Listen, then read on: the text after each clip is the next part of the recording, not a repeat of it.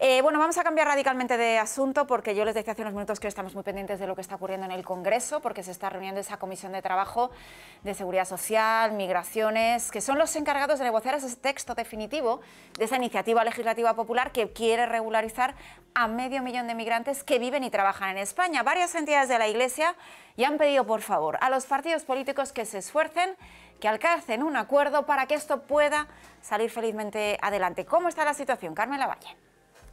¿Qué tal? Es mucho lo que hay hoy en juego en la ponencia de la Comisión de Trabajo, Economía Social, Inclusión, Seguridad Social y Migraciones, porque allí se examina por tercera vez la iniciativa legislativa popular para regularizar a 500.000 personas en situación irregular en nuestro país, de ellas un tercio niños.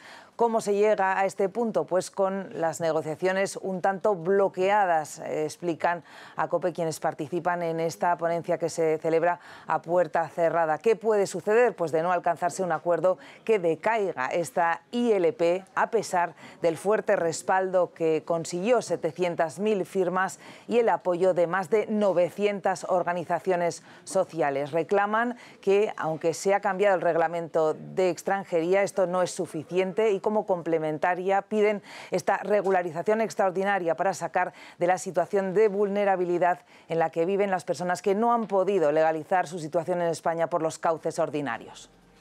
Bueno, es una medida que lleva proponiéndose desde el año 2021, que recoge las firmas de 700.000 personas, tiene el apoyo de 900 entidades detrás, que es algo que lleva mucho tiempo sobre la mesa y es algo realmente necesario, porque a veces hablamos de migrantes y pensamos en la gente que acaba de llegar, pero José, en este caso nos referimos a gente que trabaja con nosotros, que lleva años en España y que por cuestiones muchas veces burocráticas no puede tener esos papeles. Sí, bueno, por cuestiones burocráticas y por no dar una oportunidad legal en condiciones, por haberles pagado en negro, por haberles dejado en una situación irregular, es decir, que de alguna manera echamos la culpa o echamos las responsabilidades en el lado de los políticos en un día como el de hoy, pero cómplices somos todos, ¿no? de esta situación que están pasando las personas migradas, ¿no? Es decir, y evidentemente es algo que es de justicia, ¿no? Es pura dignidad, nos lo recuerda el Papa todos los días y creo que eso está siendo pico y pala y que no es de justicia, es decir, es que no hay más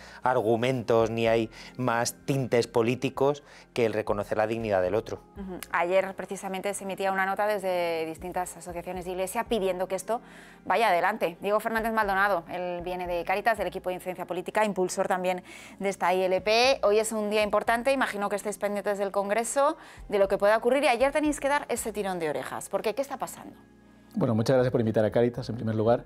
Bueno, llevamos acompañando esto desde el principio, ¿no? Desde el año 2021, para nosotros es un tema nuclear, fundamental, y hoy es un día muy importante. Dentro de ese proceso largo, ¿no? Desde el año 2021, hoy los grupos políticos se tienen que juntar e intentar poner de acuerdo para sacar un texto definitivo que dé respuestas a este grupo de personas que están a la espera, ¿no? de ese texto de consenso. Además, nosotros consideramos que esto es un asunto de Estado, que los partidos políticos tienen que ponerse de acuerdo sobre este tema. Por lo tanto, hoy es un día crucial en el que confiemos que la ILP, antigua ILP, ahora ya es un procedimiento de ley, ¿no? Dentro del Congreso, siga adelante y con un texto garantista. ¿Por qué es necesario? Decía José, es de justicia, es la dignidad de las personas. Hablamos de 500.000 de personas que se calcula que podrían regularizarse, aunque haría falta, digo yo, muchísimas más, que trabajan entre nosotros, que todavía no tienen esos papeles. ¿Por qué lo consideráis algo necesario? Bueno, porque desde nuestro punto de vista la dignidad del ser humano es incompatible con la irregularidad administrativa, con las condiciones de vida en las que viven muchas personas que están en la situación administrativa irregular y que desde Cáritas acompañamos en el día a día, ¿no? Es un colectivo que está destinado a la exclusión social si no se les da una oportunidad desde la regularidad administrativa. Por lo tanto, España no puede tolerar tener a personas en situación administrativa irregular, no puede hacerlo. Y hay una serie de perfiles de personas que por causas habituales, como el reglamento de extranjería, no logran regularizarse, ¿no? Entonces, este procedimiento extraordinario puede dar respuesta especialmente a esos perfiles que, bueno, que igual no son excesivamente productivos ahora mismo porque no se lo permite la ley o porque por sus circunstancias de vulnerabilidad particular no pueden acogerse a las vías ordinarias. Pues a esas personas hay que dar una respuesta desde la política, desde la legislación, ¿no? y cambiar su vida, ¿no? Es fundamental dar esta respuesta desde la ILP para que su vida, para que tengan posibilidades de ejercer ciudadanía, ¿no? en el país donde en algunos casos llevan años residiendo. Es una propuesta que tiene apoyo social, lo hemos estado aquí también contando, pero ¿por qué ese tirón de orejas a los partidos políticos? ¿Les veis en disposición de ponerse de acuerdo? ¿Son conscientes, según vosotros, de la importancia que puede tener incorporar esta medida a la nueva ley de extranjería?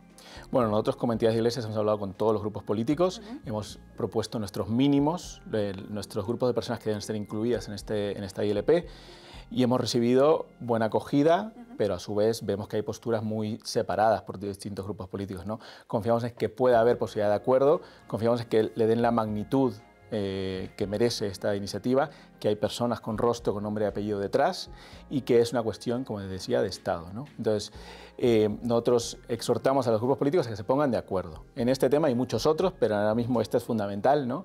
Y la política también está para eso, ¿no? Para dar respuestas a las circunstancias más delicadas de nuestra sociedad, ¿no? Sí, ¿Cuál es, ante la urgencia de esta situación, ¿no? y esta propuesta, ¿no?, que hay con los partidos políticos, cuál crees que es, o sea, si no se llega a un acuerdo, cuál sería la siguiente medida? Es decir, ¿qué tendríamos, cómo podríamos ayudar o qué podríamos hacer para que esto vuelva de nuevo a estar planteado en el Congreso? Bueno, si no se llega a un acuerdo hoy, puede haber o una posibilidad de posponer esta votación, ¿no?, que es emplazarse a seguir debatiendo en el futuro, o darla ya por desactivada, que esperemos que eso no ocurra. Si es así, pues ya esta iniciativa pues llega a su fin, ¿no? Habrá que seguir en ese diálogo con los grupos políticos para intentar pues, iniciar una nueva. Pero realmente esta es una oportunidad única, ¿no? Una ILP de estas características nunca ha llegado al Congreso, y hay que recordar que en abril hubo casi unanimidad entre todos los grupos políticos en admitirla a trámite en el Congreso, por lo tanto había un consenso en ese sentido. Ahora estamos en la letra pequeña, que es lo que más cuesta, ¿no? Siempre llegar a la letra pequeña de los acuerdos, pero la oportunidad es hoy, ¿no? Es ahora, y por lo tanto confiamos en que los grupos políticos estén a la altura. Claro, porque ese primer paso adelante en realidad era un poco postureo, ¿no? Porque de alguna manera tú dices, vale, llega una iniciativa con más de 700.000 firmas, quedamos fatal si decimos que no. Claro. Pero ahora en estos momentos es donde se juega de verdad, porque es donde toca el cálculo electoralista, ¿no? Y en un momento en el que estamos jugando a criminalizar a la persona migrada, ¿no? Evidentemente, aceptar que tú apoyas a esa persona migrada, a lo mejor te juegas unos cuantos votos, cuando no eres consciente, primero, del enriquecimiento que supone la migración para este país y de que los migrantes también votan, ¿no? Efectivamente. Es decir, y que van a pasar a ser ciudadanos españoles, ¿no? Y desde ahí no solo aportan, sino que además tienen conciencia crítica, ¿no? Y yo creo que no pasa ni mucho menos por levantar un muro y considerar que con esa contención o van a dejar de venir migrantes o vas a tener tú más derechos sociales, sino que en la medida en la que tú regularices la situación de otros, ganamos todos, ¿no? Y yo creo que es ahí, si no me equivoco, donde está ese medio paso adelante, ese medio paso atrás, que algunos grupos políticos no quieren dar precisamente porque no saben si eso de cara a un año, a unos meses, cuando haya la próxima cita electoral, les va a convenir o no les va a convenir. Bueno, creo que puede haber una lectura política en ese sentido, desde luego, sin olvidar que esta es una iniciativa, como decíamos al principio, que tiene un respaldo transversal de la sociedad. Nosotros como entidad de la Iglesia la hemos apoyado, pero había un respaldo de todo tipo de ideologías, sectores, o sea que ha habido un apoyo transversal y también de la ciudadanía, ¿no? Entonces, eso hay que tenerlo en cuenta. Y luego, bueno, que hay una apuesta por dignificarnos como Estado, estando con los últimos de los últimos, ¿no? Que luego detrás haya cálculos electoralistas, pues esperemos que no, pero desde luego la política tiene que ir por dar respuesta a los últimos de los últimos. Estábamos hablando antes, que son personas que viven con nosotros, que trabajan con nosotros, que sí que es verdad que no tienen un papel, pero que están completamente integrados y que además forman parte, y digámoslo también así, son necesarios y aportan a nuestro sistema económico, a nuestro sistema social y nos ayudan en nuestros quehaceres diarios, están integrados plenamente en nuestro día a día. Está en nuestro día a día, en nuestro sector productivo más primario, en el sector de los cuidados muy presentes, ¿no? Sí, para personas mayores, para niños, personal del hogar, hay de todo. Y no solo en puestos de baja cualificación, sino también de alta. Es decir, no olvidemos, en la medida en la que obtienen esa regularización, pueden acceder a esos puestos de trabajo de mano de obra cualificada. Y no olvidemos, en nuestra propia Iglesia, es decir, están revitalizando nuestras parroquias envejecidas, ¿no? Y están asumiendo también responsabilidades que muchos laicos no asumimos. incluso sacerdotes. Es decir, recordemos que un 10% del clero español, del clero que está ahora mismo en España, es extranjero. Es decir, y en algunas provincias, como en el caso de Segovia, supera ya el 30% en las zonas rurales de Segovia. Es decir, que gracias a ellos tenemos Eucaristías dominicales, gracias a ellos tenemos sacramentos y gracias a ellos tenemos un pueblo de Dios que viene con un viento fresco, con nuevas maneras de vivir la fe y con mucha más energía, ¿no? Y yo creo que eso también se nos olvida cuando hablamos del concepto migrante en general. Que revitalizan todo, al final están presentes en todos los aspectos de nuestra sociedad. ¿Chela? Sí, o sea, yo escuchando a Diego, esto que ha dicho, ¿no?, de los rostros concretos, veía cómo está el engaño, ¿no?, al final en la gente que nos rodea. O sea, que muchas veces escuchamos tema migración, escuchamos regularización y de una forma abstracta, como no hay rostro concreto, sino que es como que esto no le afecta a nadie, podemos llegar a decir barbaridades, ¿no? Pero cuando uno parte de su propia vida y pone rostro a todas estas personas, ¿no? Pues Agna, una persona que es muy conocida en mi familia, en mi barrio, otras personas que conozco que están en esta situación irregular. Claro, o sea, ya no es aprobar una ley con un motivo simplemente político, sino que es que va en ayuda a una persona concreta, ¿no? Con la misma dignidad y con el mismo deseo de vivir y que todos tenemos, ¿no? O sea, que es una medida que o sea, sí o sí tiene que salir adelante. Diego, participar en nuestra vida de iglesia, como decía José, pero vosotros también desde Cáritas acompañáis a muchos de ellos que necesitan ayuda en esta situación. ¿Qué os dicen, qué os demandan cuando son conscientes de que esto puede cambiarles la vida y que se está debatiendo en el Congreso? Claro, ha habido incluso titulares engañosos porque cuando se admitió a trámite en abril parecía que se había aprobado y no era así, se admitía a trámite, ¿no? Entonces hay mucha esperanza puesta, ¿no?, en esta iniciativa, sobre todo, como les decía, aquellos perfiles que ven más difícil la regularización por vías ordinarias, ¿no?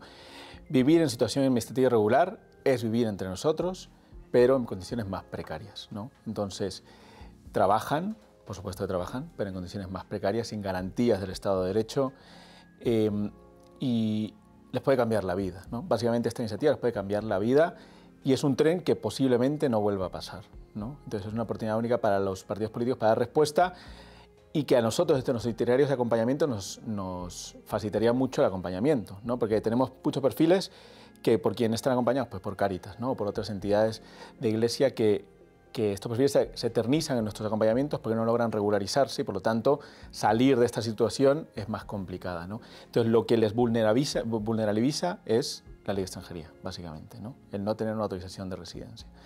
Por lo tanto, esto, por supuesto, les puede cambiar la vida. No es lo único, los papeles, luego hay otras condiciones que hay que cumplir para salir adelante, por supuesto, pero es el inicio, ¿no? Hablamos de una posible regularización de 500.000 personas. Yo imagino que a lo mejor habéis echado cuenta, sí que sería necesario también después poder ampliarlo, poder plantearlo de alguna otra manera, porque hay más gente en esta situación, ¿no? Sí, bueno, habrá que ver qué efectos tiene el nuevo reglamento, que entra en vigor en mayo del próximo año, ¿no? Todavía estará por ver. Pero, por ejemplo, un perfil que nosotros tenemos muy claro que se queda fuera del reglamento, que son personas que no tienen un pasaporte de su país de origen por distintos motivos. No, su consulado no funciona, no tienen representación consular aquí, bueno, hay muchos perfiles así. Calculamos solo que haya acompañado Cáritas el año pasado son 75.000 personas que no tienen un pasaporte de su país de origen y por lo tanto no pueden optar a cualquier autorización de residencia. Pues esta ILP tiene que dar respuesta a esos perfiles que, como les decía, en muchos casos llevan años aquí, no pueden ni empadronarse, por lo tanto son invisibles en nuestra sociedad. Claro, no tienen nada que les identifique, ¿no? Han perdido su documento. ¿No? Entonces, estas personas están desahuciadas, ¿no?, básicamente, ¿no? Y las vemos en nuestros barrios, en nuestros pueblos, en nuestras ciudades, y que se buscan la vida como buenamente pueden, pero con el gran impedimento de que la norma no les permite regularizar su situación.